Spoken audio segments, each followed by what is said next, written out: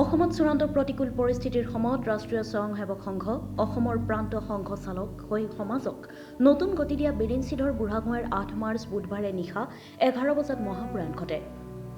মৰিগাঁৱৰ স্থায়ী নিবাসী সমগ্ৰ অসমৰ আদৰ্শ স্বনিৰ্ভৰশীল কৌশলী বিদ্যাৰ প্ৰকৃত প্ৰতিষ্ঠাপক মৰিগাঁও মহাবিদ্যালয়ৰ দৰ্শনশাস্ত্ৰৰ অৱসৰপ্ৰাপ্ত অধ্যাপক সংগীতজ্ঞ সুনিপুণ বেহেলাবাদক বিৰিঞ্চিধৰ বুঢ়াগোহাঁই সকলোৰে মাজত পণ্ডিত বুলি পৰিচিত আছিল। তেওঁ কেইবাখনো গ্ৰন্থ ৰচনা কৰি অসমীয়া ভাষা সাহিত্যৰ ভঁৰাললৈ অনবদ্য অৱদান আগবঢ়াই থৈ গৈছে।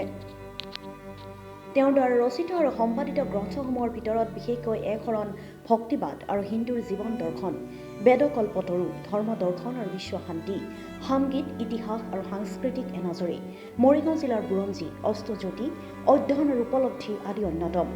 এইগৰাকী ব্যক্তিৰ মৃত্যুত অগণন গুণমুগ্ধই শোক প্ৰকাশ কৰাৰ লগতে তেওঁৰ জন্ম ঠাই মৰিগাঁৱত শোকৰ ছাপ পৰিছে।